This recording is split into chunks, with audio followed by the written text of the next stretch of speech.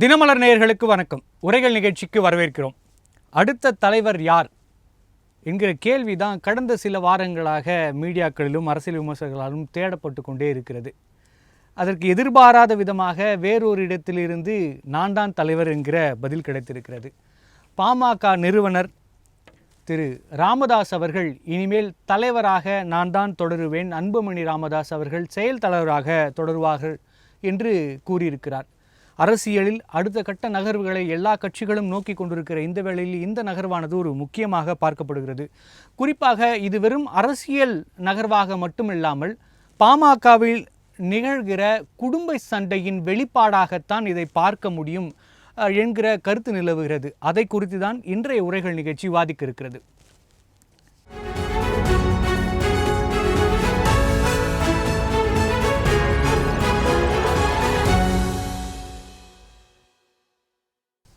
பாமக பட்டாசு குடும்ப சண்டைகள் விதிகளுக்குள் வராதா என்பது குறித்து விவாதிக்க நம்மோடு இணைந்திருக்கும் விருந்தினர்கள் திரு வி.எஸ். ராமன், பத்திரிகையாளர், வணக்கம் சார், மற்றும் டி.டி.எஸ். ரவி, அரசியல் விமர்சகர், வணக்கம் சார்.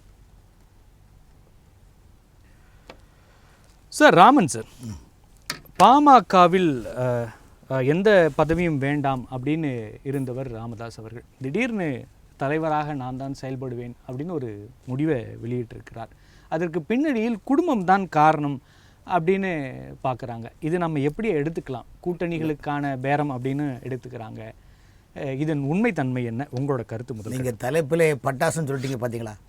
பழைய காலத்தில் ஒரு சினிமா பாட்டில் வரும், வந்து ஊசி பட்டாசு வேடிக்கை ஆச்சு கைப்பட்டால் போரும் வெடி டமார் டமார் வெடி டமார் டமார் மாதிரி டமார் டமார் நீங்களே தலைப்பு போட்டு விட்டுட்டீங்க. வந்து இப்போ பாட்டாளி மக்கள் கட்சிக்கும் விடுதலை சிறுத்தைக்கு என்ன வித்தியாசம்? விடுதலை சிறுத்தைகள் எங்கெல்லாம் இருக்கின்றது அங்கெல்லாம் பாட்டாளி மக்கள் கட்சி இருக்கின்றது. இப்போ பாட்டாளி மக்கள் கட்சிக்கு பொறுத்த வரைக்கும் 2024 நாடாளுமன்ற தேர்தலில் வந்து அவங்களுக்கு வந்து டாக்டர் ராமதாஸ் அவர்களுக்கு பொறுத்த வரைக்கும் அதிமுக கூட்டணி இருக்க தான் அவர் விரும்பினார். ஆனால் அங்கே வந்து டாக்டர் அன்புமணி வந்து பிஜேபியோட கூட்டணி போன உள்ள மனநிலை இவருக்கு இருந்தது. ஸோ அதில் வந்து பார்த்திங்கன்னா அந்த நேரத்தில் நாடாளுமன்ற தேர்தலில் விடுதலை சிறுத்தைக்கு 2 எம்பி கிடச்சிது. ஆனால் பாட்டாளி மக்கள் கட்சிக்கு தோல்வி தான் கிடச்சிது. அதே நேரத்தில் தருமபுரியில் அவருடைய மருமகளான சௌமியா அன்புமணியை நிற்கிறதுக்கு ராமதாஸுக்கு விருப்பம் கிடையாது. ஆனால் அன்புமணி நிர்பந்தம் பண்ணி தான் அங்கே நிறுத்தினது. ஸோ தோல்வியை கண்டோம்னா குடும்பத்துக்குள்ளே வரும் நாடாளுமன்றத்துக்குன்னு நமக்கு ஒரு பிரதிநிதித்துவம் இல்லையே என்ற ஏக்கம் வந்து ராமதாஸுக்கு ரொம்ப நாளாக அவர்கிட்ட இருந்தது. ஸோ அதனால் இப்போ வரக்கூடிய சட்டமன்ற தேர்தல் 2026 இதே மாதிரி தொடர்ந்துட்டு தான் தன் மகனான டாக்டர் அன்புமணி வந்து அவருடைய தன்னிச்சையாக செயல்பட்டு நாளைக்கு எதிர்காலத்தில் வந்து அடுத்த இந்த சட்டமன்ற தேர்தலில் நாடாளுமன்ற தேர்தலில் எப்படி சீர்வாவான நிலைப்பாடு இருந்ததோ அந்த நிலைப்பாடு வந்துவிடக்கூடாது என்பதில் ராமதாஸ் அவர்கள் தெளிவாக இருக்கின்றார்கள். அதனால் அவருடைய இந்த கட்சி என்பது அவங்களுடைய குடும்பத்துக்குள்ள ஒரு நிலைப்பாடு. அவர் என்ன அன்புமணி என்ன இருக்காருன்னா அவருடைய அக்கா மகளுக்கு கொடுக்கணும், ஒரு மகனுக்கு கொடுக்கணும் அவர் நினைக்கிறார் போஸ்டிங். அவரோட மருத்துவர் நினைக்கிற தன்னுடைய பேரனுக்கு கொடுக்கணும்னு அவர் ராமதாஸ் வந்து. ஸோ எல்லா இடத்துலையும் குடிச்சுட்டா தமிழ்நாட்டில் போய் எல்லா கட்சியிலையும் சபரீசங்கள் பிரித்துட்டாங்க. எல்லா கட்சியிலுமே சபரீசன்களுடைய ஒரு சாம்ராஜ்ய ஒரு நிலைப்பாடு உருவாகி இருக்குது. அந்த நிலைப்பாடு பாட்டாளி மக்கள் கட்சியும் விட்டு வைக்கவில்லை என்பதை நம்ம அதில் சொல்ல முடியும். ஆனால் அவருடைய நிலைப்பாடு இன்றைக்கு வரக்கூடிய சட்டமன்ற தேர்தலில் வலுவான ஒரு கூட்டணி அமைக்க வேண்டும் என்ற நிலைப்பாடு அவர் அதிமுகவுடன் பயணிக்கிறதுக்கான நிலைப்பாடு தான் டாக்டர் ராமதாஸ் விரும்புகிறாரு. ஸோ இந்த நிலைமையில் நம்ம வந்து திரும்பவும் தலைவரான பதவி அவர்களை கொடுத்தோம்னா இவர் தனிச்சையாக செயல்பட்டு கட்சிக்குள்ள ஒரு விதமான பிரச்சனைகள் வரும். ரெண்டாவது குடும்பத்துக்குள்ளே ஒரு பிரச்சனைகள் உருவாகும் என்பதற்காக தான் அவர் வந்து நானே நிறுவனர் நானே தலைவர், டாக்டர் அன்புமணி ராமதாஸ் வந்து செயல் தலைவராக இருப்பார் என்று நிலைப்படார். செயல் தலைவர் என்பது சும்மா டம்மி போஸ்டிங். வந்து இப்போது 2006 திமுக ஆட்சியில் இருக்கும்போது அழகிரியுடைய அழகிரியோட மகனாக கலைஞருடைய மகன அழகிரிக்கு தென்மண்டலத்தின் ஜெயத்தலைவர்னு போட்டாங்க. ஏன் போட்டாங்கன்னா ஒரு கோஷ்டி பூசில் பிரச்சனை பெருசாக்காமல் சும்மா இப்போ ஒரு டீ சாப்பிட்றோம், அந்த டீக்கு கூட ஒரு பூஸ்ட்டு சாத்து சாப்பிட்டா நல்லா தானே இருக்கும். பூஸ்ட்டு வேண்டாம், ஹார்லிக்ஸ் சாப்பிட்டா ஒரு தெம்பு எனர்ஜி இருக்குதுன்னு வச்சுக்கோங்க. அது மாதிரி எனர்ஜி தான் ஒரு சும்மா லைட்டான எனர்ஜி தான் அந்த போஸ்டிங் வந்து. இப்போ ராமதாஸ் அவர்களை பொறுத்த வரைக்கும் அந்த குடும்பத்துள்ள பிரச்சனை. அவங்க ஏற்கனவே அவங்க 2 மகளையும் சந்திச்சிருக்காரு. அதே மகள் கூட கட்சியினுடைய பொருளாளரான திலகவாமா போயிருக்காங்க, அவங்கள சந்திக்கலை. ஏன்னா திலகவாமா என்ன சொல்லியிருக்கிறாங்கன்னா இது வரலாற்று பிழையான ஒரு நிலைப்பாடு என்ன சொல்லியிருக்காங்க. இதே கருத்து தான் ஜி.கே. மணின்னு சொல்லியிருக்காரு. தவறான இது, பட் நானும் 45 வருஷமாக அந்த கட்சியில் பயணிக்கிறேன், அவங்க குடும்பத்துக்குள்ளே அண்ணன் மகனுக்கும் அப்பாவுக்கும் உள்ள பிரச்சனைகளை வந்து பல ஆண்டுகளாக தொடர்ந்துட்டு இருக்குது. இதில் நாம் என்ன செய்ய முடியும் என்னோட நிலைப்பாடு சொல்கிறாங்க. ஆனால் அதே நேரத்தில் டாக்டர் ராமதாஸ் கடந்து வந்த பாதைகள் எல்லாமே மிகப்பெரிய கரடுமுடான பாதைகள். தமிழகத்தின் சமூக நீதி என்ற நிலைப்பாட்டுக்கு ஒரு 30 ஆண்டுகள் மேலே விதையை போட்டு மிகப்பெரிய எழுச்சியாக கண்டது. அதிமுக திமுக என்ற கட்சி பார்க்குறவங்க எல்லாருக்கும் மிகப்பெரிய சிம்மசொப்பனமாக அந்த கட்சி செயல்பட்டது. ஒரு காலத்தில் அவருடைய நினைத்த கோரிக்கைகளையும் சமூக நீதிகளையும் அந்த ஜாதிக்கான உள்ஒதுக்கீடும் கூட பல இடங்களில் மரம் வெட்டின காலைகளும் உங்களுக்கு தெரியும். கடந்த காலங்கள் தென் மாவட்டத்திலலாம் பேருந்துகளே போக முடியும். விழுப்புரம் தாண்டி அங்கே பேருந்து போக முடியும். திருச்சியிலேருந்து விழுப்புரத்துக்குள்ளே நீங்கள் பேருந்துகளே போகாத காலங்கள்லாம் உண்டு. ஆனால் அதெல்லாம் தாண்டி இன்றைக்கி பாட்டாளி கட்சியும் சமூக ரீதியாக மற்ற தேசிய அரசியல் கட்சியில் எப்படி செயல்படுகின்றதோ அதே போல் தமிழ்நாட்டில் செயல்படுறாங்க. ஒரு காலத்தில் வந்து கர்நாடகத்தில் வாட்டாள் நாகராஜ் எப்படி ஒரு மனநிலையில் நம்ம பார்க்குறோமோ அதே போல் கர்நாடகா மக்களும் சரி அதர் மாநில ஸ்டேட்டு போய் அரசியல் கட்சி தலைவரும் பாட்டாளி கட்சி அந்த மண்ணில் தான் பார்த்தாங்க. இன்றைக்கி உள்ள பிரச்சனைகள் வந்து தேர்தலை மையம் கொண்டு அவருக்கு ஒரு லட்சுமண் ரேகா வைக்க வேண்டும் என்ற கருத்தில் தான் அன்புமணி அவர்களுக்கு செயல் தலைவராக அந்த போஸ்டிங் போட்டிருக்காங்க. இதுதான் அந்த நிலைப்பாடு. கண்டிப்பாக sir. Sir Ravi sir, Raman sir Lakshmana ரேகாவோட நிற்கிறாங்க, அதை தாண்டி வருவக்கூடாதுங்கிறதுக்காக தான் இப்படி ஒரு முடிவு எடுத்திருக்காங்க, அதன் பின்னணியில் அரசியல் காரணங்களும் அழுத்தங்களும் இருக்குதுன்னு சொல்கிறாரு. நீங்கள் அது குடும்ப பிரச்சனையாக பார்க்குறீங்களா இல்லை கூட்டணிகள் மற்றும் பல கட்சிகளோட அழுத்தங்களோட வெளிப்பாடாக இதை பார்க்கலாமா? இல்லை, தமிழ்நாட்டில் இருக்கிற எந்த கட்சியுமே நம்ம வந்து நம்புறதில்ல. 53 பேரை கூப்பிட்ட போது 48 பேர் போய் அங்கே உட்கார்ந்து இருந்தாங்கிறத நம்ம பார்க்குறோம். இவங்களுக்கெல்லாம் பெரிய வித்தியாசம் எதுவும் இல்லை. பெரிய வித்தியாசம்னு ஏதாவது இருக்குன்னா இருக்கிறதுலே மோசமான எல்லா விதமான கயமையும் செய்யக்கூடிய துணி உள்ள ஒரு கட்சி அப்படின்னா அது திமுகன்னு சொல்லிடலாம். அதுல இருந்து அப்படியே சாஃப்ட் டோனிங் பண்ணிக்கிட்டே வந்தீங்கன்னா இந்த மேங்கோ ஜூஸ் சாத்துக்குடி ஜூஸ்ங்கிற மாதிரி கலந்த விஸ்கி, மேங்கோ கலந்த விஸ்கி அப்படிங்கிற மாதிரி நீங்க ஒவ்வொன்றா குறைச்சிக்கிட்டு வரலாம். இப்போ அடிப்படை வந்து பாமகவை பொறுத்த வரைக்கும் நாம வந்து குடும்ப கட்சி அப்படின்றத என்னைக்குமே வெறுக்கிறோம். எடப்பாடி ஐயாவை இன்னைக்கும் எதுக்காவது பாராட்டுறோம் அப்படின்னா அதிமுகக்குள்ள குடும்ப அரசியல் வராம பாத்துக்கிட்டாருங்கிறதுக்காக தான். திமுகவோ அல்லது லல்லு பிரசாதோ காங்கிரஸையோ தொடர்ந்து நம்ம எதிர்க்கிறதே இதனாலதான். இதுல பாமக ரொம்ப வெள்ளந்தியான தலைவருங்கிறதுனால ஓப்பனா அறிவிக்கிறார், நான் தான் முடிவெடுப்பேன், நான் தான் தலைவர் அப்படின்ற இந்த நானுங்கிறது வந்துருச்சுன்னா அது ரசிகர் மன்றம் ஆயிடும். அது வந்து கட்சியா இருக்கிறதுக்கு வாய்ப்பு இல்லை. ஆனா அந்த கட்சி ரவி சார், அந்த கட்சி இத்தனை பலம் வாய்ந்ததாக மாறுவதற்கு பின்னணியில் அந்த நான் என்கிற ஒற்றை சொல் தானே சார் இருக்கு. அந்த கட்சிக்கு பின்புலம் முகம் எல்லாமே தலைவராக யார் இருந்தாலும் ராமதாஸ் அவர்கள் முகத்திற்காகத்தானே அந்த கட்சியோட வளர்ச்சி இருந்தது. அப்ப அவர் சொல்றது சரிதானே? இல்லைங்க, 9 கோள்கள் சுத்தலைன்னா சூரியனுக்கு மதிப்பு இல்லை, சூரியன் இல்லைன்னா இந்த 9 கோளுக்கு மதிப்பு இல்லை. நவகிரகம்ங்கிறது வந்து இந்த கேலக்சியோடைய உச்சகட்டம். யார் வேண்டுமானாலும் தொடங்கி இருக்கலாம். அதுக்கப்புறம் அவர் முதல்ல தொடங்கும் போது என்ன சொன்னாரு, என்ன சவுக்கால் அடிங்க, என் குடும்பத்துல இருந்து யாராவது வந்தா சவுக்கால் அடிங்கன்னாரு. நம்ம எத்தனை சவுக்கை எடுத்துக்கிட்டு வைகோ பக்கமும் ராமதாஸ் பக்கமும் ஓட்டிட்டு இருக்கிறது, நமக்கு கை வலிக்கும்ல அடிச்சுட்டே இருந்தா. சோ இவங்க பேசுறதுக்கும் செய்யறதுக்கும் முரண்பாடு இருக்கு. அவரால் தான் அது வளர்ந்ததுன்னு நீங்க சொன்னீங்கன்னா அவர் பாட்டாளி மக்கள் கட்சின்னு வைத்திருக்க கூடாது, ராமதாஸ் மருத்துவம் தான் என்னது மக்கள் கட்சி அல்லது முன்னேற்ற கட்சின்னு வைத்திருக்கணும். பாமக என்ன அதிசயப்படுத்த வச்சது ஒரு 2 இடத்துல. 2004 வந்து பாபா படத்துக்கு தேவையில்லாம 2003 ஒரு பிரச்சனையை பண்றாங்க. ரஜினி ஓப்பனா வந்து ஒரு ஸ்டேட்மெண்ட் விடுறாரு, என்னுடைய ரசிகர்கள் இந்த இடத்துல இருக்காங்க, நீங்க நிக்கிற தொகுதிகள் அவங்க எதிர்வினை செய்வாங்கன்னு சொல்றாரு. ஆனா 2004 அவங்க நின்ற 5 தொகுதிக்கு 5 தொகுதி ஜெயிக்கிறாங்க. ஆனா 2009 அதே கூட்டணி தான், அதே ஆட்சியினுடைய தொடர்ச்சி தான், அதே கூட்டணி தான். ஆனா இவங்க ஒரு சீட்டை கூட ஜெயிக்கல. சோ இந்த ஃபாலுக்கு என்ன காரணம்? ரஜினி சொல்லியே, ரஜினிங்கிறது ஒரு மிகப்பெரிய சக்தி தானே, யாராக இருந்தாலும் ஒரு மிகப்பெரிய சக்தி தானே, அந்த சக்தி சொல்லியே ஓட்டு வந்து பாமகக்கு போச்சு. ஆனா 2009 யார் சொன்னாங்க என்ன சொன்னாங்கன்னு ஒண்ணும் தெரியல, ஒரு சீட்டு கூட அவங்க வெற்றி பெறல. ஆனா 2009 அந்த கூட்டணி வந்து வெற்றி பெறுகிறது. சோ இதெல்லாம் அவருக்கு எதிர்வினைகளாக இருக்குங்கிறத அவர் புரிந்து கொள்ளணும். அதே மாதிரி அதிமுகவோட சேர்ந்து கூட்டணி அமைச்சு கிட்டத்தட்ட 27 சீட்டோ போட்டியிட்டு 20 சீட்டுக்கு மேல வெற்றியிட்டு பெற்ற அந்த 2001 தேர்தல் போது, அந்த தேர்தல் முடிந்த பிறகு நீங்க பாத்தீங்கன்னா அதிமுகவோட அவருக்கு ஒரு பிரச்சனை வருது, உட்கார வச்சுட்டாங்க, காக்க வச்சுட்டாங்க அப்படின்னு ஒரு பிரச்சனை வருது, கிளம்பி போயிடுறாரு. இப்போ இந்த 2006ல எடுத்துக்கோங்க, கருணாநிதி ஐயாவோட சேர்ந்து ஒரு கூட்டணியில ஜெயிக்கிறாரு, மைனாரிட்டி அரசு. இவரும் காங்கிரஸும் ஆதரிச்சாதான் நிக்கும். ஆனா அந்த இடத்துல என்ன பண்றாரு, முரண்படுறாரு. ஒரு ஒரு உங்களுக்கு எதுக்கு ஓட்டு போடுறாங்க, நீங்க ஜெயிச்சு நீங்க தான் சிஎம் ஆவீங்கிறதுக்காக ஓட்டு போடல. ஆனால் நீங்க போனீங்கன்னா ஒரு பெரிய ஆதர்ச சக்தியா அங்க இருப்பீங்கன்னு சொல்லிதான் உங்களுக்கு ஓட்டு போடுறாங்க. அதை வைத்துக் கொண்டு அந்த தொகுதிக்கும் அந்த மக்களுக்கும் நல்லது பண்ணுவீங்கன்னு தான் ஓட்டு போடுறாங்க. ஆனா ஜெயலலிதா அம்மாவோட ஜெயிக்கிறாரு, முரண்படுறாரு. திமுகவோட ஜெயிக்கிறாரு, முரண்படுறாரு. ஆனால் இங்க வந்து நீங்க கேட்ட இந்த கேள்விக்கு, இன்னைக்கு நான் தான் தலைவன், இந்த சீரியல் எல்லாம் வரும், இன்றைய இந்த கேரக்டருக்கு இப்போல இருந்து இவங்க அப்படின்னு வரும், அந்த மாதிரி இவர் மாத்திக்கிட்டாரு. இன்னைக்கு ஏதோ இன்னைக்கு மீட்டிங் இருக்கு, ஆனா நேத்துக்கே மாத்திக்கிட்டாரு. அதுக்கு அமித்ஷா இன்னைக்கு வராரு, அந்த இடத்துல அன்புமணி போய் உட்கார போறாரு அப்படிங்கிற மாதிரி ஒரு சூழ்நிலை இருந்தது. அதுதான் சார் என்னோட இல்ல கேள்வி வந்து நிறைய பேருக்கு அதுதான் நேரடி கேள்வியாகவும் இருக்கிறது. அமித்ஷா வருகைக்கு அதோட ஒரு ரியாக்ஷனா தான் தலைவர் மாற்றப்பட்டிருக்கிறாரா, அதுல 2 அழுத்தம் தான் காரணமா அப்படிங்கிற ஒரு கேள்வி நிக்குதே சார். இன்னைக்குதான் அவர் முடிவு பண்ணணும். ஆனா நானே கட்சிங்கிறதுனால நேத்துக்கே முடிவு பண்ணிட்டாரு, குழப்பம் இருக்க கூடாதுன்னு. அதுல ராமன் சொன்ன மாதிரி அந்த பெரிய சக்தியான 2 பேர்கிட்ட மட்டும் 30,000 கோடி ஒரு வருஷத்துக்கு போகுது, மாப்பிள்ளைக்கும் மச்சானுக்கும்.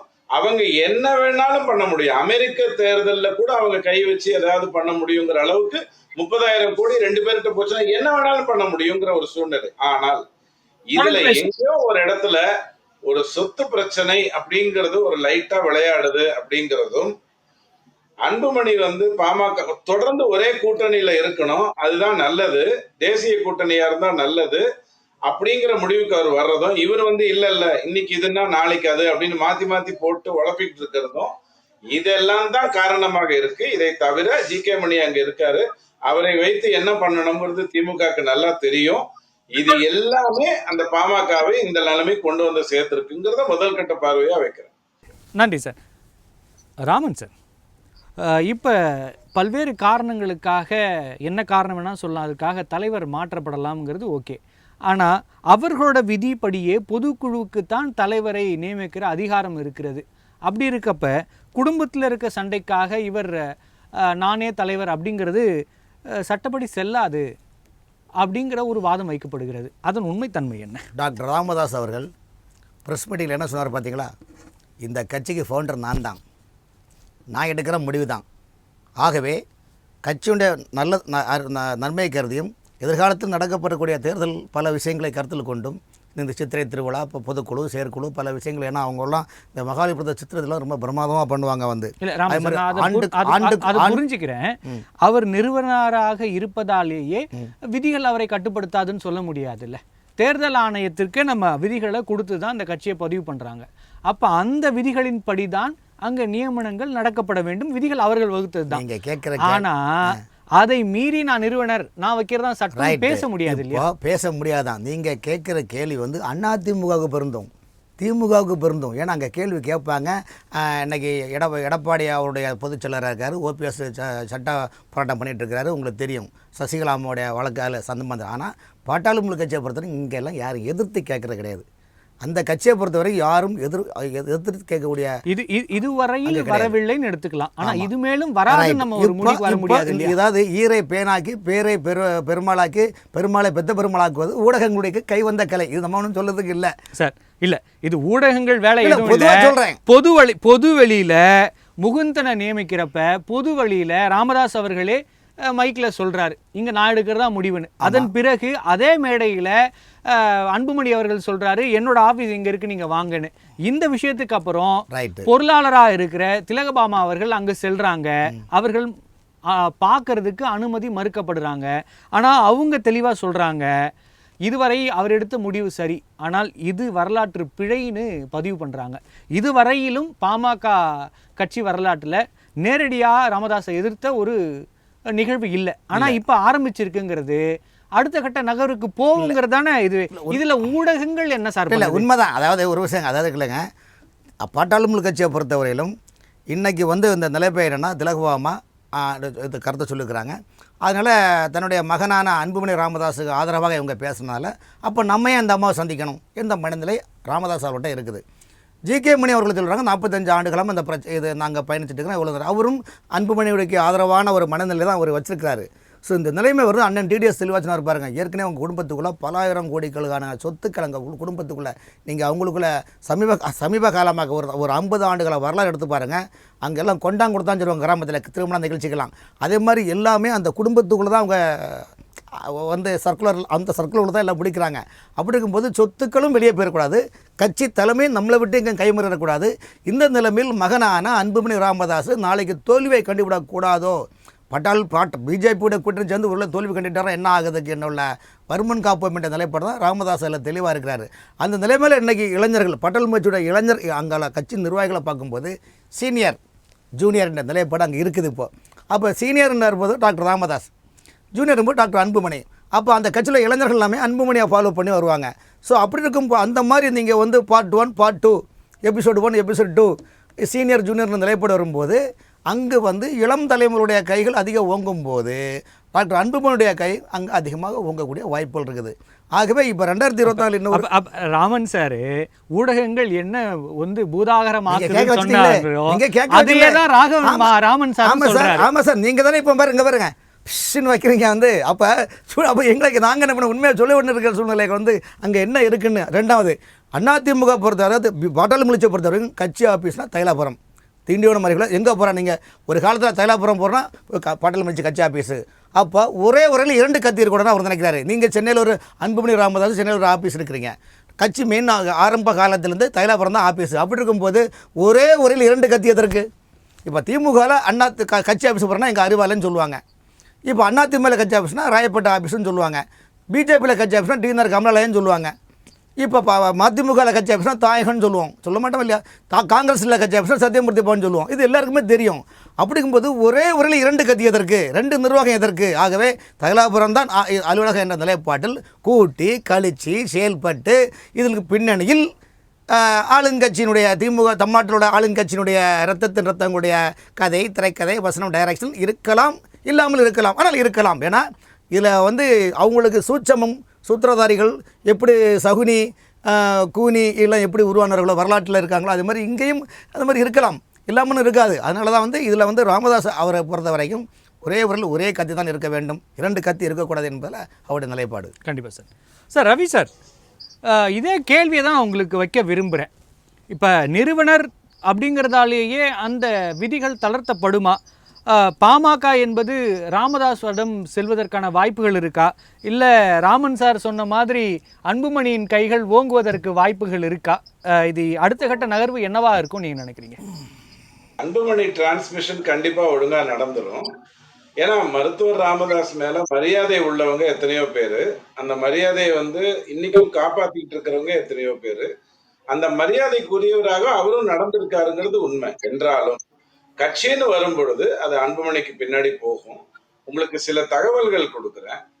அவங்க தனியா நின்றாங்க, ஒரு முறை 2-3 முறை நின்றாங்க. பட் மாற்றம் ஏற்றம் அன்புமணி அப்படிங்கிற அந்த இதுல நிற்கும் போது அவங்களுடைய வாக்குகள் வந்து 234 தொகுதிகளையும் சேர்த்து 23 லட்சம். அதுதான் அவங்க ஹையஸ்டா இது வரைக்கும் வாங்கின வாக்கு, 234 தொகுதியிலும் நின்றதுனால. ஆனால் அது இல்லாமலே 30 தொகுதி 27 தொகுதியில இருந்தே 19 லட்சம் வாக்குகளை வாங்கக்கூடிய திறன் ரவி சார் இருக்கு.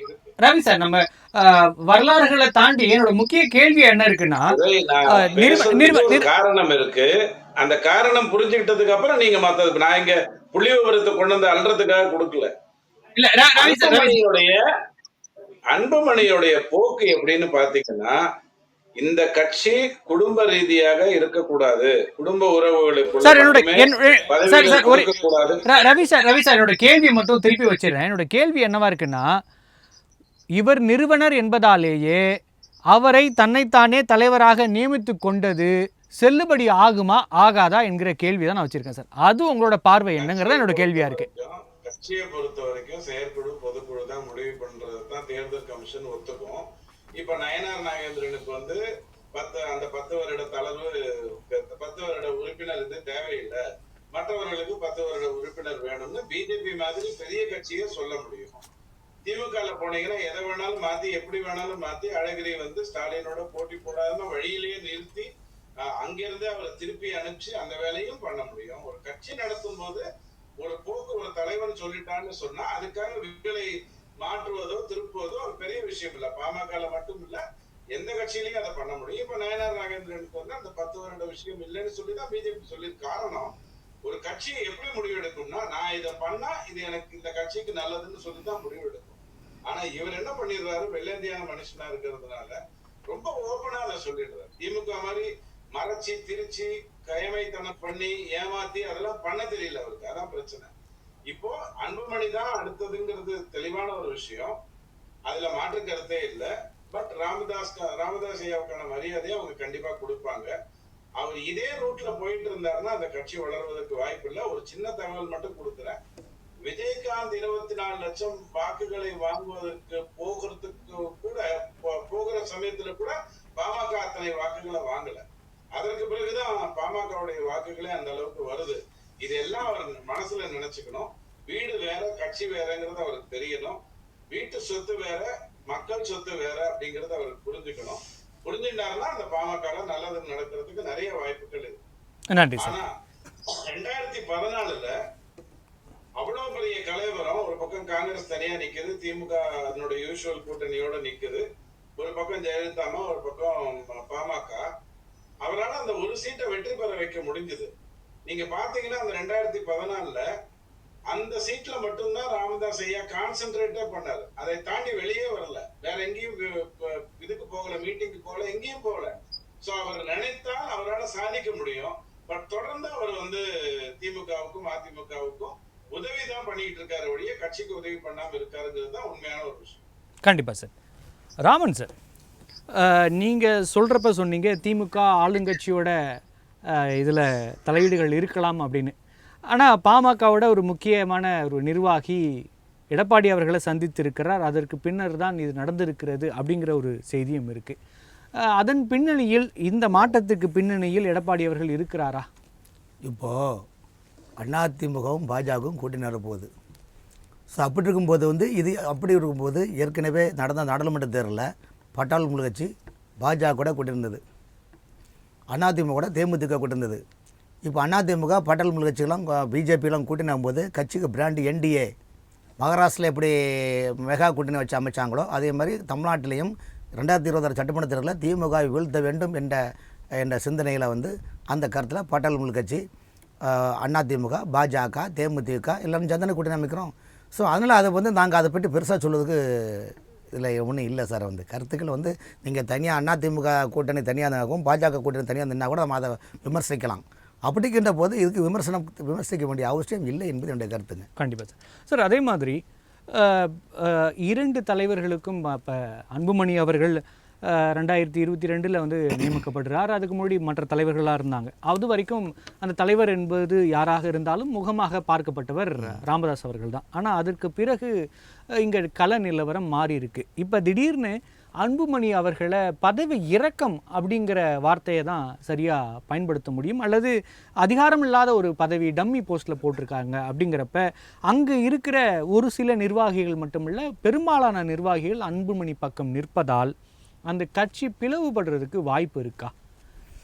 அதாவது பிளவுபடுறதுக்கான பெரிய சாத்தியக்கூறுகள் இல்லாத ஒரு நிலைப்பாடு. காரணம் இன்றைக்கி திமுகவில் இன்றைக்கி தமிழ்நாட்டில் பார்த்திங்கன்னா ஒரு குடும்ப வாரிசு தான் இங்கே நடக்குது ஆட்சி. அந்த குடும்ப ஆட்சிக்குள்ளே பார்த்திங்கன்னா யாராவது தட்டி கேட்க முடியுமா? எந்த அமைச்சராக சீனியர் கலைஞருக்கு கூட அண்ணா அவர்களை கூட பயணித்த ஆட்கள் யாருமே அங்கே மினிஸ்டராக இருக்கிறாங்க, சீனியராக தலைவராக இருக்கிறாங்க, யாருமே கேட்க முடியுமா? கேட்க முடியாது. அப்படிங்கும்போது அண்ணாவால் ஆரம்பிக்கப்பட்ட அந்த கட்சியில் வந்த இன்றைக்கி திமுகவில் ஒரு குடும்பம் ஆட்சி அமைக்கும் போது அந்த குடும்பத்துக்குள்ளே யாராவது மன்னராட்சியில் போய் கேட்க முடியுமா?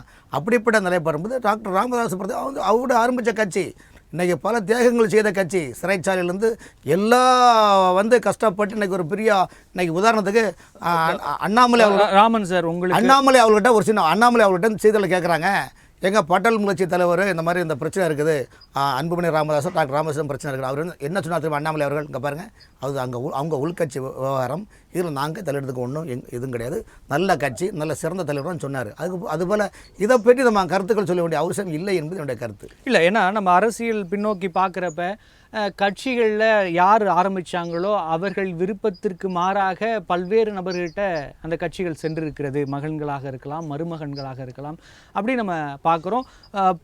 அரசியல் பின்னாடி வரலாற்றில் பார்த்தா கூட மகன்களிடமிருந்து எந்த மகன் பின்பற்று நிறைய விஷயங்கள் ஆந்திரா மென்ஷன் பண்ணீங்க, மகாராஷ்டிரா மென்ஷன் பண்றீங்க, பீகாரை மென்ஷன் பண்ணீங்க, நிறைய மேட்டர் இங்க சொல்லுதெல்லாம் தெரியுது. அப்படி நடந்திருக்கு. அப்ப அந்த மாதிரியான விஷயங்கள் நடக்கிறதுக்கும் வாய்ப்பு இருக்குல்ல. அரசியல்ல எதுவும் நம்ம அறுதிட்டு சொல்ல முடியாது. விஷயம் சார், பாட்டாளி கட்சி அல்லது விடுதலை சிறுத்தை என்பது நீங்க தமிழ்நாடு முழுவதும் அண்ணா திமுக, திமுக, பாஜக இருக்கிற கட்டமைப்பு மாதிரி இல்லைங்க. அதாவது ஒரு குறிப்பிட்ட ஒரு 5-6 மாவட்டத்தில் ஸ்ட்ராங்காக இருக்கிறாங்க அவங்க. ரெண்டாவது ஒரு சமூகத்தை சார்ந்த கட்சி தான் அவங்க தான் அதில் அதிகமாக பயணிக்கிறாங்க. ஒரு 20% தான் மாற்று சமூகத்தை சார்ந்தவங்க பயணிக்கிறாங்க. அப்படி இருக்கும்போது பாட்டாளி கட்சி நீங்கள் சொல்லக்கூடிய கருத்துக்களை இன்றைக்கி அண்ணா திமுக, திமுக, காங்கிரஸ் கட்சி, பாஜக தமிழ்நாடு முழுவதும் இருக்குது அவங்களுக்கு. அதில் நீங்கள் சொல்லிக்கலாம். இவங்களுடைய இந்த கட்சியை பொறுத்த ஒரு 6-7 மாவட்டத்தில் ஸ்ட்ராங்காக இருக்கிறாங்க. அந்த மாவட்டத்தில் நீங்கள் பண்ண முடியாது. இன்னொரு மாவட்டத்தில் போய், அதாவது ஆளே இல்லாத ஊரில் டீ யாத்திரை கதை போல் அங்கே போய் தான் ஒன்றும் பண்ண முடியாது. அப்படி இருக்கும்போது பாட்டாளி கட்சியை பொறுத்த பெருசாக அதை பிளவுபடும் என்ற இதுக்கு, ஏன்னா அவங்க குடும்பத்துக்குள்ளே அவங்களுக்குள்ளே பேசி முடிப்பாங்க சார். எப்படி திமுகவில் பல ஆண்டுகளாக அவங்க குடும்பத்துக்குள்ளே சொத்து பிரச்சனை, அந்த பிரச்சனை இப்போ எவ்வளோ ஓடுது, அவங்களுக்குள்ளே முடிக்கிறாங்களா இல்லையா, பேசி எல்லாம் அனலைஸ் பண்ணி பேசி தீர்க்கிறாங்களா இல்லையா. அதே போல் இங்கே பிரச்சனைன்னா அவர் கூட்டணிக்கில் நாளைக்கு ஏதாவது நாடாளுமன்ற தேர்தலில் தோல்வி வெட்டுறது மாதிரி சட்டமன்ற தேர்தலையும் தோல்வி வெட்டக்கூடாது என்பதில் அந்த பயத்தில் தான் ராமதாஸ் அவர்கள் இருக்கிறாங்க. ரெண்டாவது இந்த சொத்து ப்ராப்பர்ட்டியெல்லாம் நமக்குள்ளே எல்லாம் டீல் பண்ணி பேசி தீர்ப்பு நிலைப்பாடு இருக்கிறாங்க. ஆகவே இதில் ஒரே கல்ல 2 மாங்காய். ஒன்று கட்சியில் சீனியர் ஜூனியர் என்ற நிலைப்பாடு வருகின்றது. ரெண்டாவது ஃபேமிலிக்குள்ளே சொத்து பிரச்சனைகளும் அவங்களுக்குள்ளே பண்ணிட்டு இருக்கிறாங்க. இதுதான் அவங்களுடைய கள நிலவரம். அதுதான் கண்டிப்பாக சார். ரவி சார், அரசியலில் இந்த பிரச்சனை என்பது புதுது இல்லை. ஆனால் தமிழகத்தில் இருக்கிற பெரிய 2 கட்சிகளுக்கு இந்த பிரச்சனைகள் இருக்கிறது. ராமன் சார் சொல்கிறாரு, இந்த பிரச்சனை என்பது திமுகவில் எப்படி கையாளப்பட்டதோ அப்படியாக முடியும் அப்படின்னு இருக்காரு. நம்ம திமுகவை இதில் கம்பேர் பண்ணி பார்க்கலாமா, இல்லை அதிமுக மாதிரி நகர்றதுக்கான வாய்ப்புகள் இருக்குன்னு நினைக்கிறீங்களா? இல்லை, திமுகவை பொறுத்த வரைக்கும் அவங்களுக்கு 2 பிளஸிங் இருந்தது. ஒன்று, கருணாநிதிங்கிறவர் தான் தலைவர், அவர் தான் முடிவெடுப்பாரு அப்படின்னு இருந்தாலும் அங்க மாறன் ஒருத்தர் சைட் ட்ராக் பண்ணக்கூடிய வசதிகள் இருந்தது.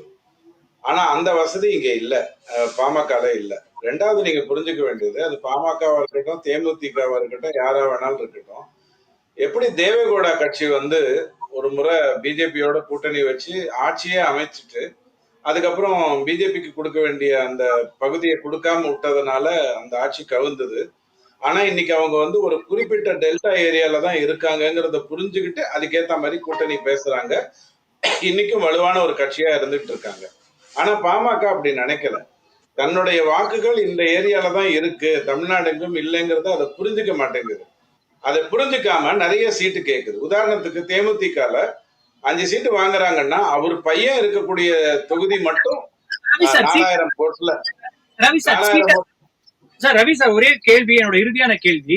சீட்டை தாண்டி பாமகவில் இப்போ அணி உருவாகி இருக்கிறங்கிற நிலைமையை நம்ம பார்க்க முடியுது. கவிதா அவர்களும் முகுந்தன் அவர்களும் திரு ராமதாஸ் அவர்களும் ஒரு அணியாக இருக்கிறாங்க. ராமதாஸ், அன்புமணி ராமதாஸ் உள்ளிட்டவர்கள் அடுத்த கட்ட தலைவருக்காக மூவ் பண்ணி போகிறாங்க அப்படிங்கிற ஒரு பார்வை இப்போ வைக்கப்படுகிறது. அது அப்படியாக நகருமா, அல்லது இந்த குடும்ப பிரச்சனைகள் சுமூகமாக முடிந்து கட்சி ஒற்றுமையாக வளருமாங்கிறது உங்களோட இறுதியான கருத்து சார்? இல்ல இல்ல இல்ல, இந்த தனிப்பட்ட விவகாரங்களுக்குள்ள நான் எப்போதும் போறதும் இல்லை, அந்த மாதிரி செய்திகளை நம்புறதும் இல்லை. யார் யார் கூட இருக்காங்கிறதெல்லாம் திமுக சொல்றதை வச்சு எல்லாரும் எழுதுவாங்க, நாமளும் அதை பேசிக்கிட்டு இருப்போம். அந்த விளையாட்டுக்கு நான் வந்ததே இல்லை. ஆனால் இவர் அந்த 5 தொகுதியில நிக்கிறாரு. அவருடைய மனைவி இருக்கக்கூடிய தொகுதி மட்டும் 25,000 வாக்கு வித்தியாசத்துல தோக்குது. மற்றதெல்லாம் பெரிய அளவுல டிசாஸ்டர் வருதுன்னா இவங்க குடும்ப கட்சியா இருப்பதை ஏதோ ஒரு விதத்துல மக்களும் ஏத்துக்கிட்டாங்க. அப்ப இவங்களுக்கு என்ன தெரியணும்னா, தேவைக்கு அதிகமா சீட் வாங்கி நிறைய சீட் வாங்கினா நம்ம நிறைய ஜெயிக்கலாம்னு நினைக்கிறது முதல்ல தப்பு. நாம இவ்வளவுதான் அப்படிங்கிறத புரிஞ்சுக்கிட்டு செயல்படணும். அதை அன்புமணி ஏறத்தாழ புரிஞ்சுக்கிட்டு செயல்படுறாரு. என்னோட எக்ஸ்டென்ட் என்னன்னு எனக்கு தெரியுது அப்படின்னு அவர் புரிஞ்சுக்கிட்டு செய்யறாரு. பட் ராமதாஸ் ஐயாவுக்கு அப்படி இல்லை. அவர் இந்திய தமிழ்நாடு பூரா நிக்கலாம், முடிஞ்சா கர்நாடகா கேரளால கூட நிக்கலாங்கிற அடிப்படையில தான் அவருடைய அணுகுமுறை போகுது. ஆனா ஒன்னே ஒண்ணு சொல்றேன், மற்ற கட்சிக்கும் பாமகவுக்கும் இருக்கிற வித்தியாசம், யாரை தப்பு செய்வதாக நீங்க சொல்றீங்களோ அவங்க உண்மையிலேயே அற்புதமா அறிவார்த்தமா தான் வேலை செய்யறாங்க. பட் அன்பார்ச்சுனேட்லி தொடர்ந்து தப்பு வருது. பாமக எழுந்து வரும்ன்ற நம்பிக்கை எனக்கு இருக்கு. நாளைக்கு நடக்க போற அமித்ஷாவுடைய மீட்டிங்லயே அந்த இதுல நடக்க போற என்டிஏ மீட்டிங்லயே நல்ல அறிவிப்பு வருங்கிற நம்பிக்கை எனக்கு இருக்கு. நன்றி சார். நம்முடைய விவாதத்தில் கலந்து கொண்டு பல்வேறு கருத்துக்களை நம்மோடு பகிர்ந்து கொண்டமைக்கு நன்றி. மற்றும் ஒரு நிகழ்ச்சியில் சந்திக்கலாம்.